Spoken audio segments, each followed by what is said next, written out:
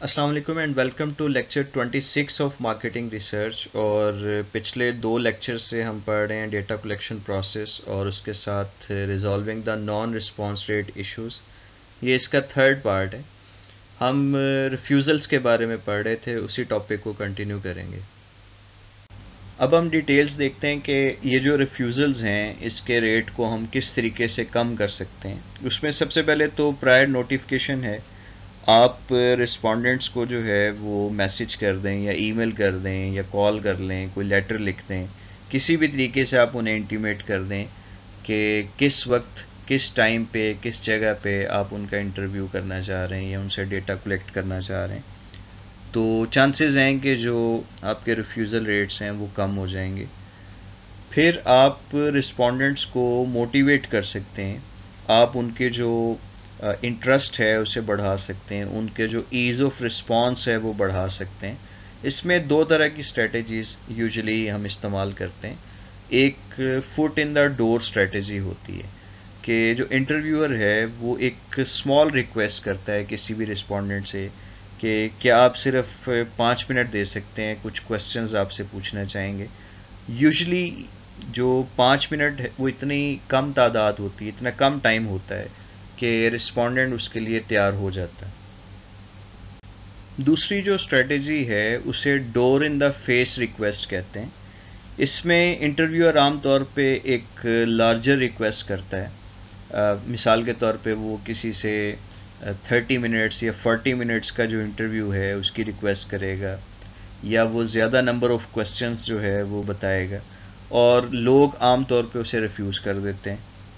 फिर वो उसी रिक्वेस्ट को थोड़ा सा मॉडिफाई कर लेते हैं, उसे सिंपल और इजी बना लेते हैं कि चलें अगर आप 30 मिनट ना सही तो सिर्फ 5-7 मिनट के लिए जो है वो बात कर लें या इंटरव्यू दे दें। तो लोग साइकोलॉजिकली एक बड़ी ऑप्शन जो है उसको रिफ्यूज़ करने के बाद छोटी ऑप्शन के लिए तैयार हो जाते हैं और वो कोऑपरेट करते हैं।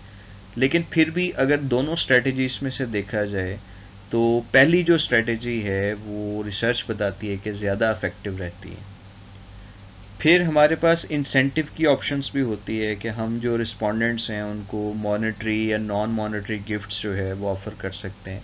हम उन्हें कुछ पे कर सकते हैं या हम उन्हें कुछ गिफ्ट्स दे सकते हैं, कोई डायरी या कोई पेन या कुछ ईटेबल्स जो है उसकी शक्ल में हो सकता है।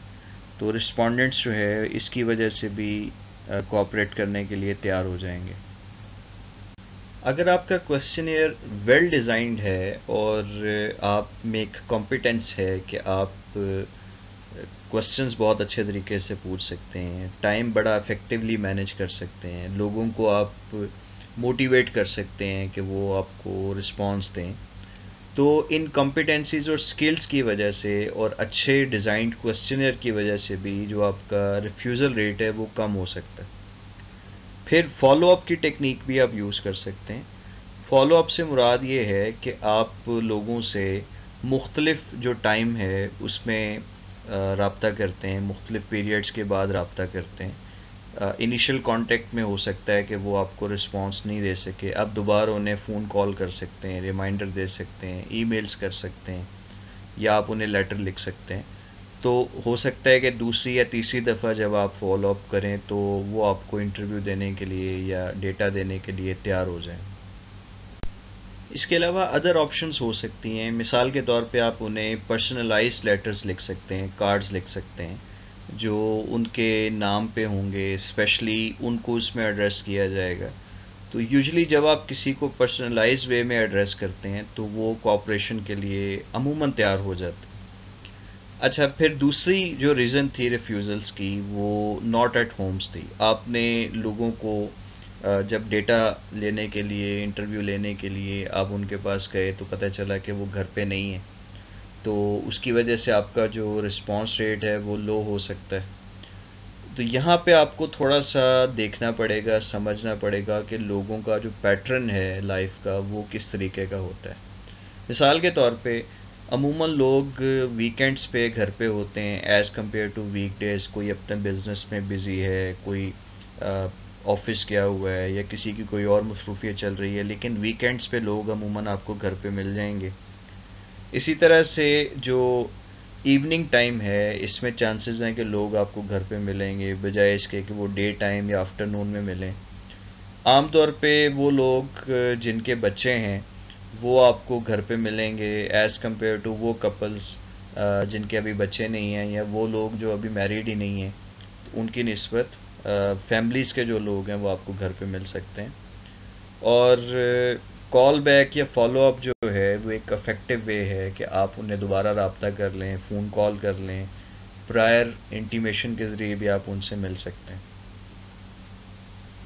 اب ایک بہت امپورٹنٹ پوائنٹ کہ ساری اسٹریٹجیز، ساری احتیاط کے باوجود کچھ نہ کچھ جو نان رسپانسز ہیں وہ پھر بھی ہو جائیں گے اور آپ کا جو رسپانس ریٹ ہے اس کی وجہ سے کم ہو جائے گا۔ اب سوال یہ ہے کہ ہم نے اسے کیا کرنا ہے، تو جواب ہے کہ ہم اسے ایڈجسٹ کریں گے، اور جو نان رسپانس ہے اس کو ایڈجسٹ کرنے کے لیے ہمارے پاس مختلف ٹیکنیکس ہوتی ہیں۔ اس میں سے پہلی جو ٹیکنیک ہے وہ سب سیمپلنگ آف نان رسپونڈنٹس ہے۔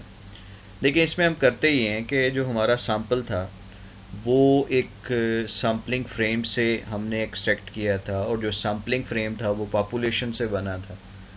اب ہمارا جو سیمپل ہے اس میں دو طرح کے لوگ آ گئے، ایک وہ جو رسپونڈنٹس ہیں اور دوسرے وہ جو نان رسپونڈنٹس ہیں۔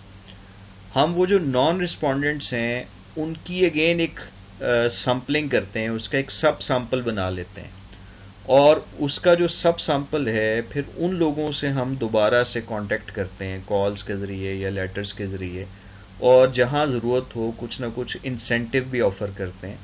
تو اس وجہ سے چانسز ہوتے ہیں کہ اب وہ تھوڑے لوگ ہیں تو ہو سکتا ہے کہ وہ انسینٹیو کی وجہ سے ہی ہمارے ساتھ کوآپریٹ کرنے کے لیے تیار ہو جائیں اور وہ انٹرویو یا ڈیٹا جو ہے وہ پرووائڈ کر سکیں۔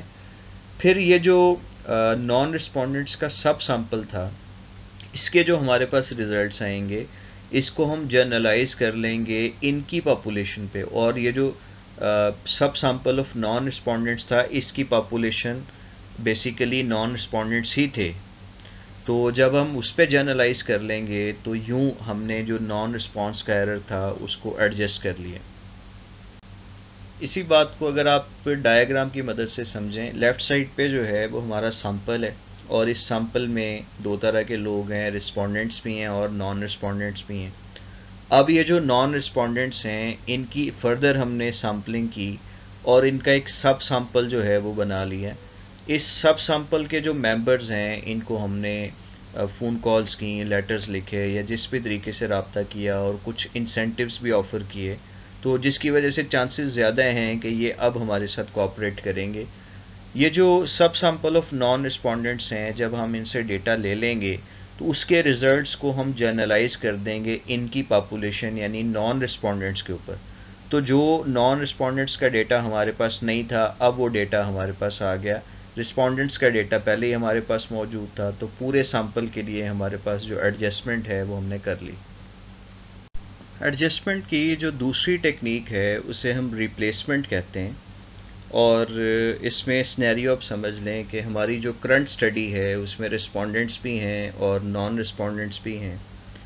سب سے پہلے ہم نے دیکھنا ہے کہ ہماری سٹڈی کی طرح کی کوئی اور سٹڈی جو ہے وہ پہلے اگر ہوئی ہو، جسے ہم ایک پریویس سٹڈی کہہ سکتے ہیں، اور اس پریویس سٹڈی میں بھی کچھ رسپونڈنٹس ہوں گے اور کچھ نان رسپونڈنٹس ہوں گے۔ ہم نے اس پریویس سٹڈی کے جو نان رسپونڈنٹس ہیں ان کے ساتھ رابطہ کیا اور انہیں کچھ انسینٹیوز وغیرہ آفر کیے، تو چانسز ہیں کہ وہ ہمیں ڈیٹا دینے کے لیے تیار ہو جائیں گے۔ ہم اپنے اسٹڈی کے نان رسپونڈنٹس کو ریپلیس کرنا چاہ رہے ہیں سملر جو پریویس اسٹڈی تھی اس کے نان رسپونڈنٹس کے ساتھ، اور لیکن اس میں دو چیزوں کا خیال رکھنا ضروری ہے۔ ایک تو یہ کہ دونوں کے جو نان رسپونڈنٹس ہیں ان کی کریکٹرسٹکس سملر ہونی چاہیے، ادروائز نان رسپانس بائس جو ہے وہ آ جائے گا۔ دوسری بات یہ کہ دونوں جو سٹڈیز ہیں اس کے ٹائم پیریڈ میں بہت زیادہ ڈفرینس نہیں ہونا چاہیے، یہ قریب کے جو ٹائم ہے اس میں کنڈکٹ ہونی چاہیے۔ جی آپ ڈائیگرام میں دیکھ سکتے ہیں، لیفٹ سائڈ پہ جو ہے وہ ہماری کرنٹ سٹڈی کا سیمپل ہے جس میں رسپونڈنٹس بھی ہیں اور نان رسپونڈنٹس بھی ہیں، اور نان رسپونڈنٹس کو میں سی کے ساتھ ظاہر کر رہا ہوں۔ رائٹ سائڈ پہ جو اورنج کلر میں ہے یہ پریویس اسٹڈی کا سیمپل ہے، اگین اس میں رسپونڈنٹس بھی ہیں اور نان رسپونڈنٹس بھی ہیں، اور نان رسپونڈنٹس کو میں پی کے ساتھ ظاہر کر رہا ہوں. تو اگر دونوں جو اسٹڈیز ہیں وہ سملر ہیں تو پھر ہم جو پریویس اسٹڈی کے نان رسپونڈنٹس ہیں ان کو ہماری کرنٹ اسٹڈی کے جو نان رسپونڈنٹس ہیں اس کی جگہ پہ استعمال کر سکتے ہیں، گیون کہ دونوں جو نان رسپونڈنٹس ہیں ان کی کریکٹرسٹکس میں بہت زیادہ ڈفرنس نہ ہو، اور جو پریویس اسٹڈی اور کرنٹ اسٹڈی کا ٹائم گیپ ہے وہ بھی بہت زیادہ نہیں ہونا چاہیے. ایڈجسٹمنٹ کی ایک اور ٹیکنیک ہے جسے ہم سبسٹیٹیوشن کہتے ہیں، اور اس میں ہم جو نان رسپونڈنٹس ہیں اس کو اپنے ہی سیمپلنگ فریم میں سے کچھ ممبرس کے ساتھ سبسٹیٹیوٹ کر دیتے ہیں. اس میں ضرورت اس چیز کی ہے کہ جن لوگوں کو ہم سبسٹیٹیوٹ کر رہے ہیں نان رسپونڈنٹس کی جگہ پہ، ان کی کریکٹرسٹکس سملر ہونی چاہیے، ادروائز اگین جو نان رسپانس بائسنس ایرر ہے وہ اس میں آ سکتا ہے.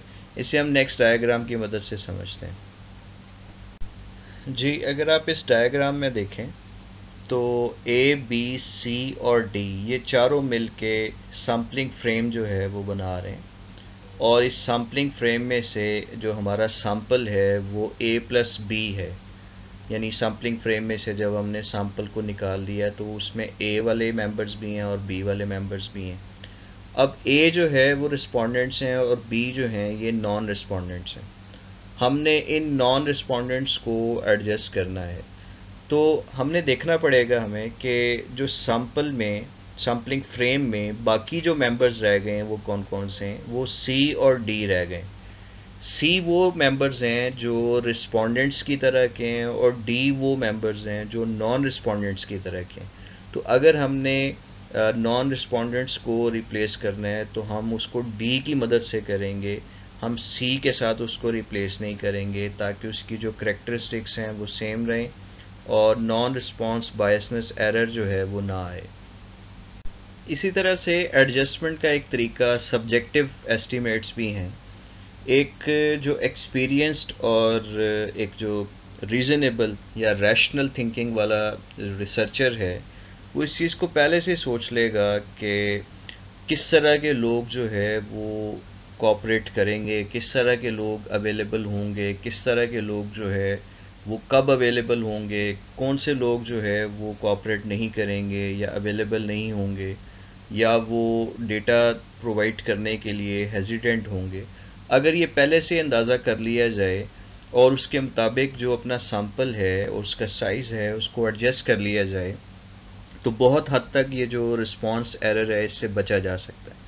مثال کے طور پہ اگر ہمیں پہلے سے یہ اندازہ ہے کہ جو میرڈ کپل وتھ چلڈرن ہیں وہ زیادہ تر ہمیں گھر پہ ملیں گے، اور وہ لوگ جو وداؤٹ چلڈرن ہیں یا سنگلز ہیں وہ ہمیں گھر پہ نہیں ملیں گے، یا لوگ ہمیں ایوننگ میں گھر پہ ملیں گے، ویکینڈز پہ گھر پہ ملیں گے، تو ہم اکارڈنگلی جو اپنی اسٹریٹجی پلان ہے ڈیٹا کلیکشن کا اس کو بنا سکتے ہیں.